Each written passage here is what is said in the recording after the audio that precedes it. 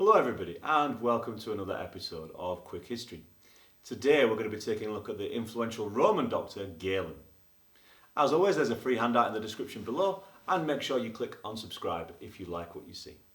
Let's get into the details.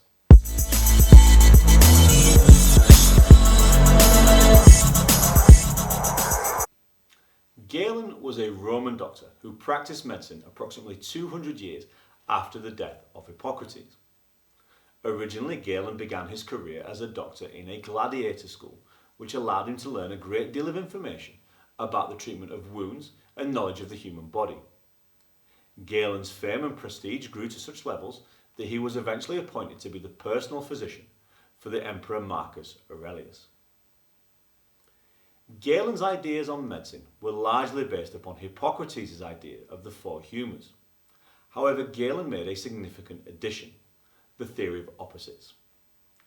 Galen believed that if we were to balance the humours correctly, we needed to do a treatment which was the complete opposite of the humour, which was out of balance. If we take phlegm, for example, which is cold and wet, Galen believed that if we were to adequately balance the humour, we needed to use a treatment which was hot and dry. In this case, Galen was very famous for using hot chilies. Galen also believed heavily in dissection. He believed that doctors and physicians needed to know about the human body if they were to become good doctors. However, Roman society meant that the dissection of human beings, of human bodies, was banned.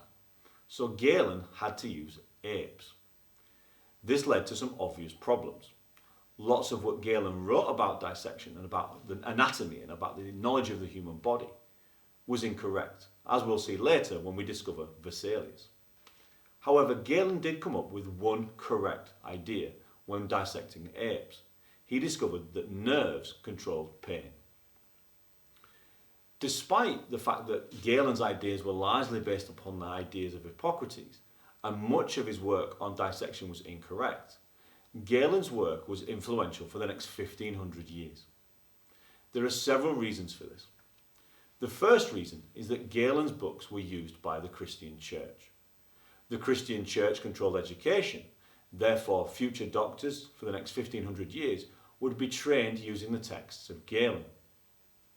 The Christian Church liked Galen's ideas for two reasons. One, Galen believed that the human body was created by one God, which fits in very nicely with the Christian ideology around the creation of the body. Second of all, Galen's books were considered to be ancient texts and written around the same time as the Bible. The Christian Church were concerned that if people began to question Galen's work, which was an ancient text, they might then begin to question the Bible, which was something which the Christian Church obviously did not want to happen.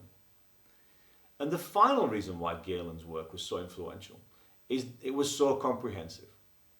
Galen wrote hundreds of books.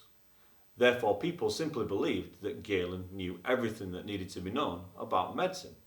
There was no need for further discovery, there was no need for further experiment. Galen had already covered it in his books. Because they were so comprehensive, nobody bothered to challenge him for the next 1500 years. Join me in the next video when we'll be taking a look at the middle-aged surgeon John Ardern. I'll see you there.